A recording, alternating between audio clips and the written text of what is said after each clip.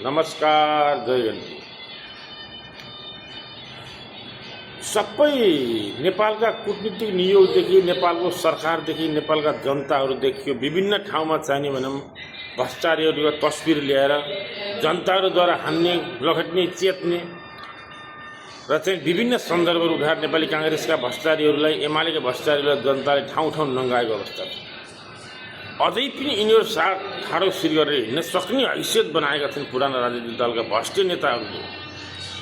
अब जनताले ठाउँ ठाउँबाट खबरदारी गरेर यिनलाई चाहिने भनौँ राजनीतिकमा सधैँको लागि निषेध गर्नुपर्छ।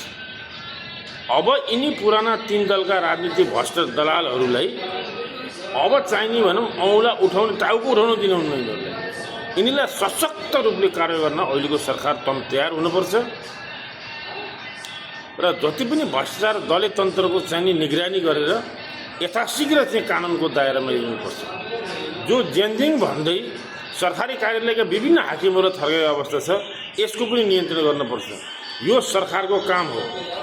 सरकारले यथाशीघ्र चाहिने भनौँ नियुक्ति भएका व्यक्तिहरूमाथि छानबिन गरोस्, दोषी भए कारवाही गरोस्, निर्दोष भए उसले आफ्नो काम गर्न दिइयोस्। यानि कि हरेक अफिसमा गएर त्यहाँका अधिकृतहरूलाई जुन धम्काउने काम जो गरिरहेको छ अहिले, त्यो पनि निन्दनीय छ। किन भन्दाखेरि लोकतन्त्रमा, विधिको शासनमा यस्तो हुन्न। कुनै व्यक्ति खराब आचरणको छ भने त्यसलाई तत्कालीन चाहिँ कारवाही गर्ने सरकारले ल्याकत राख्नुपर्छ। जस्तै राष्ट्रिय स्वतन्त्र पार्टीका सभापति रवि लामी छानेलाई भित्र थुनेर अनुसन्धान गर्न हुने, यत्र सहकारी ठग एमाले काङ्ग्रेसका धेरै छन्, त्यसपछि माओवादी छन्, तिनीहरूका सहकारी ठगलाई पनि त समाजले भित्र राखेर केटार गर्नु पर्यो। खालि रवि मात्रै त होइन न नेपालमा सहकारी डुबाउनु त। यस्तो कुरोमा सरकारले किन गम्भीर हुन्न? खालि रविको पछाडि मात्रै यो सरकार पनि देखिन्छ। खै जीवी राईले ल्याउने सन्दर्भ केही पनि देखिन्न। यस कारणले यस्तो चाहिने प्रवृत्तिबाट सरकार हिँड्यो र धेरै दिन टिक्यो भनेदेखि जनताले नै फेरि प्रश्न गर्नेछ। जनता फेरि जाग्ने दिन फेरि आउँछ, फेरि त्यसमा युद्ध हुन्छ। त्यस कारणले यस्ता कुछ कुराहरूलाई विचार गरेर अहिलेको सरकार अगाडि बढोस्। जो यानि कि पुराना पार्टीमा भएका भ्रष्टाचारी र सहकारी ठगहरूलाई तत्कालीन कानुनको दायरामा लियोस्। अब के उजुरीबाजी चाहियो? केले छेकेको छ यिनलाई?